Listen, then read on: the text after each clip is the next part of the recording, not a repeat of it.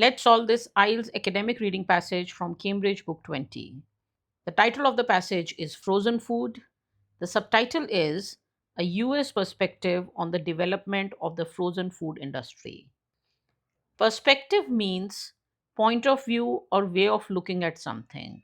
So, this passage explains how the frozen food industry developed, mainly from the point of view of the United States. Before we start solving the questions, let's quickly look at a few important words from this passage. If you want to try the questions first, you can skip to the chapter of this video titled Question 1 and come back later for the vocabulary. We'll start with some useful synonyms. Rationed means something is limited or controlled in amount. We could also say there is a shortage of something. The opposite is abundant, which means there is a lot of it available. When something is spoiled, we can also say it is damaged. Another useful word is deterioration, which means something becomes worse in quality. This is very useful in writing. For example, we can say there is environmental deterioration due to pollution. Method and technique mean the same thing. Innovation, invention, and new development are also very similar. So instead of saying something was invented, we can also say it was developed. When a company invests money in promotion, it means it is spending money on advertising, or we can say it has a large advertising budget. Sometimes, instead of saying something became popular, we can say something else gave a boost, which means it helped it grow. Since this passage is about food, here are a few food related words that we find in the passage. Palatable means good enough to eat. Flavor and taste mean the same thing. Texture is how food feels in the mouth when we eat it. Now let's look at some important verbs used in the passage. Adapted means changed or modified for a new purpose. For example, a machine may be made for one use but later adapted for another use. We also see this word with animals. Animals adapt to their environment in order to survive. Shipped and sent mean goods are moved from one place to another. Shipment refers to goods being transported. Exported is slightly different. It means goods are sent to another country. Launch means to introduce or start something important, like a product or a company. Now, some simple context words. These are not difficult, but in this passage, they help us find answers. Sometimes homes and families can be used in a similar way. For example, many homes have a lot of furniture can also be written as many families have a lot of furniture. Another word we can use is households. The passage also mentions beef and mutton. These are simply types of meat. Here they help us locate the correct answer. Now let's look at years, which are very important for locating answers in the passage. A century is 100 years, like the 1800s. So 1800s means 1800 to 1899. Early, mid, and late divide this time into parts. Early means the beginning, mid means the middle, and late means the end. Similarly, a decade is 10 years. So 1940s means 1940 to 1949. This is important because the question may mention a time period, but the answer can be a specific year inside that period. For example, if the question says 1940s, the answer could be from 1943 because it falls within that range. When it says 1917 onwards, it means 1917 and the years after that. So it is not limited to just one year. One more important point. When we say 19th century, it actually refers to the 1800s. Similarly, 20th century is 1900 to 1999, and right now we are in the 21st century. Now let's look at some important concepts from the passage. Insulation means preventing heat from entering or escaping. For example, electric wires, jackets, and coolers use insulation. In this passage, insulation helps keep food cold during transport. Visible means something can be seen. Transparent means we can see through it. A good example is cellophane, which is a thin, clear plastic used for packaging. And here are a few specific objects mentioned in the passage. Tin is a metal used to make food cans. So, canned food is food stored in these metal containers.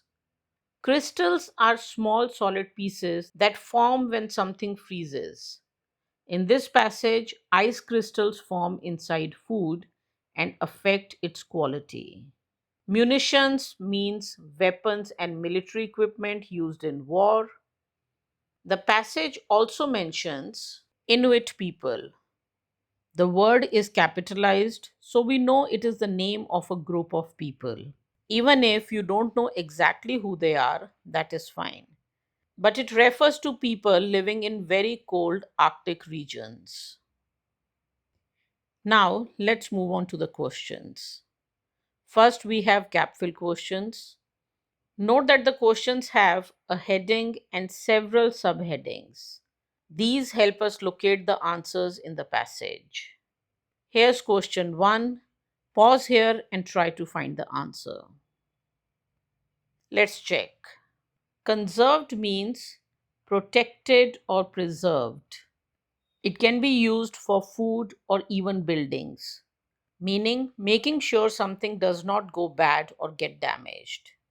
Nutritional value means how much nutrition or healthy benefits a food item has. The question is saying that 2000 years ago in South America, people preserved or conserved or protected the nutrition of something. And they preserved it using a method of freezing and then drying. So we have to find what they preserved with this method. Nutritional value tells us that most probably we are looking for the name of a food item. Locating the answer for this one is easy. The question mentions 2000 years ago and South America, and both these are mentioned in paragraph 1. The information in one sentence of the question is spread across 3 sentences in the paragraph. First, it says the inhabitants of South America. Inhabitant means people who live in a place. They had a unique means or a unique method of conserving potatoes. After that, it explains the method: froze, trampled, then dried. Trampled means they stepped on them with their feet. The question only mentions froze and dried. Finally, the passage says this process preserved their nutritional value. So, the thing whose nutritional value was preserved is potatoes. So, the answer to question 1 is potatoes. Here are the meanings of each sentence in paragraph 1. Pause here if you want to understand it in detail. Here's question 2. Pause and try to find the answer. Let's check. The question is saying that in 1851 in the USA, something was kept cool using ice. This happened during transportation, and the transportation was done in trains that were specially adapted or modified. So we have to find what was transported in special trains, and there was ice to keep this thing cool. Locating the answer is easy because 1851 and USA are mentioned in paragraph 2. What is important is the exact sentence where the answer appears. The sentence that gives us the answer mentions New York and Boston, which are cities in the USA, but USA is not repeated in this sentence. In the previous sentence, it says Boston, USA. So we know that Boston is in USA. So here it says blocks of ice were put in insulated rail cars. Insulated means protected so that heat cannot easily enter or escape. For example, electric wires have insulation. So these insulated rail cars were the specially adapted trains. They were used to send butter. So butter was kept cool by ice during transportation in trains or rail cars. The answer to question 2 is butter. Here are the meanings of each sentence in paragraph 2. Pause here if you want to understand it in detail. Here is question 3. Pause and try to find the answer. Let's check. We are looking for something which was the first frozen food shipped or sent to England. The question also tells us that there are two kinds of this thing mentioned in the passage. The question mentions 1880, Australia, and England. Paragraph 3 mentions 1870 and Australia, but paragraph 4 mentions Australia, 1880, and England. So the answer must be from paragraph 4. We skip paragraph 3. Once again, as we saw in question 1, the information in one sentence in the question is spread across two sentences in the passage. First, it mentions that there was a new invention to keep beer cold.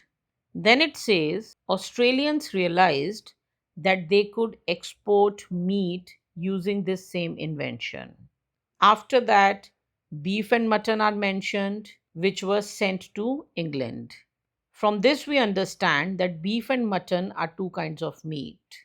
It's not clearly mentioned anywhere that it was the first frozen food shipped to England, but when we read the whole thing, we realize that a process was invented and then meat was exported. So it's the first thing that was exported. This is one of the slightly trickier questions. First, the information is in two sentences in the passage. Second, the passage does not directly say that beef and mutton are kinds of meat. We understand this from the way the sentence is written and from basic knowledge of English.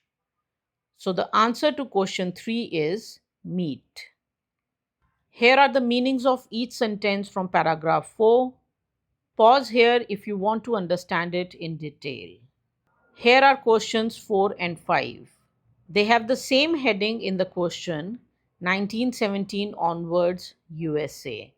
So we look for the answers together. Pause here and try to find the answers. Let's check. The question mentions 1917 onwards. Onwards tells us that it means 1917 and the years after that, not just the year 1917. Then the question says Clarence Birdseye introduced innovations. Innovations means inventions or new developments. So Clarence Birdseye created some new methods or ideas. The word including tells us that we're looking for two examples of the innovations. These are the two innovations we are looking for. The passage may mention more than two.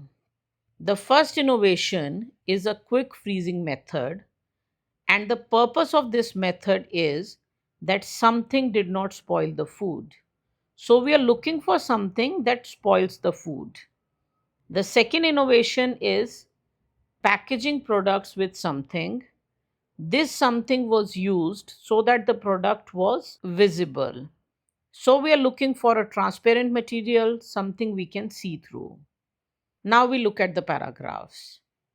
Clarence Birdseye is mentioned in three paragraphs 5, 6, and 7. So we quickly scan these paragraphs to see where the answer might be. Paragraph 5 does not mention the innovations. Paragraph 6 mentions quick freezing food and also words like developing, inventing, and innovate, which all have similar meanings to innovations. But quick freezing techniques are also mentioned in paragraph 7, and the word damage suggests that something is harming or spoiling the food. So we focus on paragraph 7. In paragraph 7, it says that Birdseye was responsible for many important innovations. From here, the paragraph then tells us which innovations. First, it mentions quick freezing techniques that reduced the damage that crystals caused. Crystals are small solid pieces that form when something freezes. In frozen food, ice crystals can form inside the food when it freezes, and these crystals damage the food. When I first read this question, I expected something like bacteria or germs spoiling the food. Crystals are a little unexpected. So, for question 4, the answer is crystals. For question 5, we start looking after this. As we discussed earlier, the word including tells us that we are looking for two examples of innovations. There could be more than two in the paragraph. After the quick freezing technique, the second innovation that is mentioned is technique of freezing food in the package it is sold in. Our question is not asking about this. Then the passage says Birdseye introduced the use of cellophane, which is a transparent material. Because it is transparent, consumers could also see the product, which means the product is visible. So, this is the third innovation. After this, a fourth innovation is also mentioned. The question mentions just two of them. Cellophane is a thin, transparent material used for packing. So, the answer to question 4 is crystals, and the answer to question 5 is cellophane. Here are the meanings of each sentence from paragraph 7. Pause here if you want to understand it in detail. Here is question 6. Pause and try to find the answer. Let's check. The question has a heading, Early 1940s USA. The 1940s means 1940 to 1949. Early 1940s usually means around 1940 to 1943. Frozen food became popular because there was shortage of something. So we need to find what thing was in short supply. We found the answer to the previous question in paragraph 7. Paragraph 8 mentions 1930s. Paragraph 9 mentions the 1940s. So the answer is in paragraph 9. It says sales increased in the early 1940s. This means sales of frozen food increased. This happened during World War II. During the war, tin was used to make munitions. Munitions means weapons or military equipment. Tin is also used to make cans for canned food. Because tin was needed for weapons, there was a shortage of tin for food cans. The next sentence says canned food were rationed to save tin. Rationed means the amount was limited or controlled. So there was a shortage of tin and the people bought more frozen food. The answer to question 6 is tin. Here is question 7. We found the answer to question 6 here. Pause and try to find the answer. Let's check. The question says that in the 1950s in the USA, many homes had or owned something. We have to find what many homes had. The 1950s means the years between 1950 and 1959. In paragraph 9, this is where we found the answer to the previous question. We look for answer 7 after this. It says by 1953, 33 million US families owned a refrigerator. 33 million is a large number. Families can be understood as homes, and had means owned. So the answer to question 7 is refrigerator. The only point that needs clarity here is the year 1953. 1953 is the part of 1950s. If we look only in the first sentence that mentions the 1950s, it would be difficult to find the answer. So we must read the next sentence as well. Here are the meanings of each sentence from paragraph 9. Pause here if you want to understand it in detail. Here are all the answers to the gap fill questions along with their locations in the passage. The answers are in order, although some of them are a little far apart. We skipped paragraphs 3 and 5, for example. This is the step by step method for solving these questions. First, we identify location keywords to find the tentative location of the answer in the passage. In these questions, there are many useful keywords. Years are mentioned and names of places are mentioned. Then we read the question carefully and understand it clearly. If the question is a long sentence, we divide it into parts. We try to understand the 2 or 3 pieces of information that the question is giving. Now we look for the exact word in the passage that fits the blank in the question. One important thing to remember is that the information in one sentence in the question may be spread across 2 or 3 sentences in the passage. So once we find the tentative location, we need to read that part of the passage carefully. Now we start with the next set of questions, true, false, not given. Here is question 8. Pause and try to find the answer. Let's check.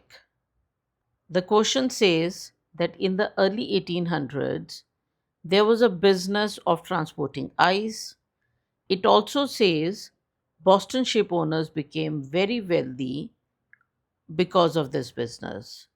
So we are looking for 4 things.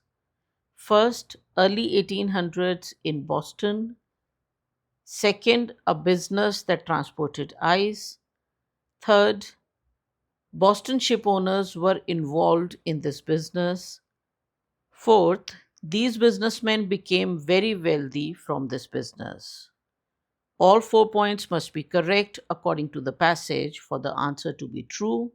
If even 1 point is false, the answer is false. If even 1 point is not mentioned, the answer is not given. Paragraph 2 mentions early 1800s and ship owners from Boston, so we know the answer is from here. The paragraph says that ship owners from Boston had enormous or big blocks of ice towed across the Atlantic. Towed means pulled by a ship or another vehicle. You may have heard this word in context of a car being towed.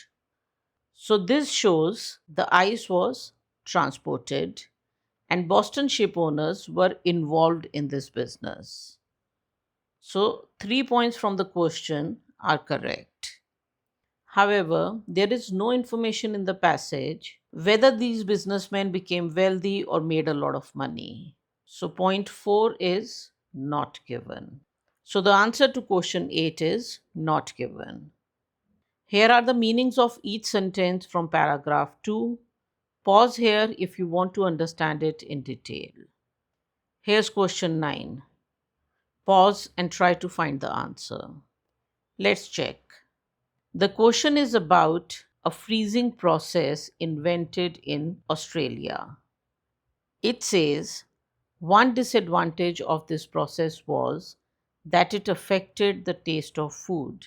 In other words, after freezing, the food was not as tasty as before. Both paragraphs 3 and 4 mention Australian inventors and inventions. But if we look closely, paragraph 3 explains how the freezing process works. In paragraph 4, food, and flavor are mentioned. So this tells us the answer is in paragraph 4. Palatable means good enough to eat. The taste is acceptable. Deterioration means something becoming worse in quality. Texture means how something feels in the mouth when we eat it or how it feels when we touch it. The paragraph says that the frozen food was still palatable, which means it was still good enough to eat. But it also says there was some deterioration, which means quality of the food became worse. Then it says crystals formed during freezing and this spoiled the flavor and the texture of the food. Spoiled the flavor means the taste became worse. So both the points in the question are present in the passage. The only thing to notice is that this information is spread across two sentences. If we focus only on this part of the first sentence, we might think the food was completely fine, but the next sentence explains that the flavor was affected. The answer to question 9 is true. Here are the meanings of each sentence from paragraph 3, and here are the meanings from paragraph 4. Pause here if you want to understand them in detail. Here's question 10. Pause and try to find the answer. Let's check. The question is saying that Clarence Birdseye, a person, traveled to Labrador, a place, in order to means the purpose or the reason for this travel was to learn how the Inuit people froze fish. Inuit people are people who live in very cold regions of Canada, and Birdseye traveled to Labrador to learn what technique these people used to freeze fish. In paragraph 5, we see both Clarence Birdseye and Labrador mentioned, so we know that the answer must come from this paragraph. The paragraph first says the modern food industry began with the indigenous or the native Inuit people in Canada, which means they were among the first people to freeze food. Our answer starts from here. It says that Clarence Birdseye went to Labrador in Canada, but then it says he went there to trap and trade furs. Trap means to catch animals, trade means to buy and sell. So he went there to catch animals and sell their furs. While he was there, he became fascinated by how Inuit people quickly froze fish. So he went there, he observed how they were freezing fish, he became interested, he learnt about it. But that was not the reason he traveled to Labrador. His reason to go there was to trap and trade furs. So, point 2 from the question is false. Since one of the points is false, the answer to question 10 is false. Here are the meanings of each sentence from paragraph 5. Pause here if you want to understand it in detail. Here's question 11. Pause and try to find the answer. Let's check. The question mentions a company called Swanson Foods. It says that Swanson Foods spent a lot of money to promote or advertise the TV dinner. The words Swanson Foods are capitalized, which tells us this is the name of a company. The words TV dinner are also capitalized, which tells us this is the name of a product. So the question is saying this company spent a lot of money to advertise this product. Both Swanson Foods and TV dinner are mentioned in paragraph 10. First, the paragraph says that the TV dinner arrived or it came into the market. Then it introduces Swanson Foods, the company, that it's a big company. From here, it says the company adapted or used some of Birdseye's freezing techniques. We've read about Birdseye in the previous question. He's a person who studied freezing techniques. The company refers to Swanson Foods. This company launched or started or introduced TV Dinner, a product, using two things: a clever name, which is TV Dinner, and a huge advertising budget, which means the money used to promote something. A huge budget means a lot of money was used for promotion. So, both the points in the question are mentioned in the passage. The answer to question 11 is true. Here's question 12. We found the answer to question 11 from here. Pause and try to find the answer. Let's check.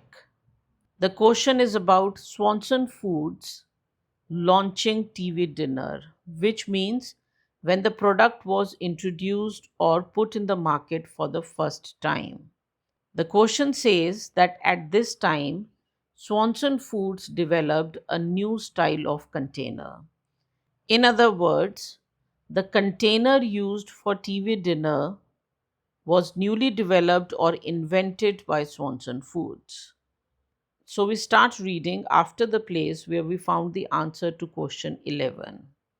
Here the passage says it launched the TV dinner, which means Swanson Foods launched the TV dinner. Then the paragraph explains what TV dinner contained: turkey, potatoes, etc. These things were served in the same segmented aluminum tray. Segmented means divided into sections. The same tray that was used by airlines tells us that the container was not new.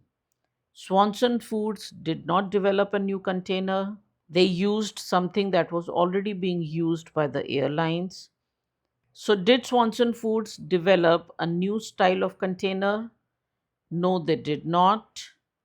The answer to question 12 is false. Here are the meanings of each sentence from paragraph 10. Pause here if you want to understand it in detail. Here's question 13. Pause and try to find the answer. Let's check. The question says the US frozen food industry is currently the largest in the world. Currently means now. So we are looking for some information that tells us that the amount of money that is there in this business in USA is more than any other place in the world.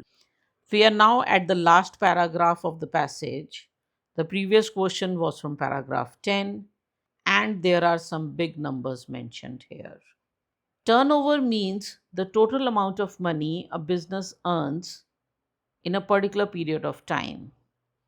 So if the turnover of the frozen food industry in US is more than the turnover of this industry in any other place, the answer would be true. So let's look at this carefully. First, it is mentioned that the turnover of US frozen food industry is $67 billion. After that, we have breakup of this amount.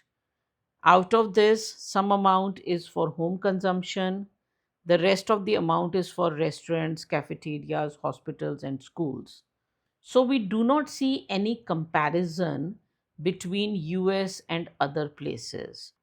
This thing about a third of total food service sales is about the total of the sales in US itself. No comparison with any other country.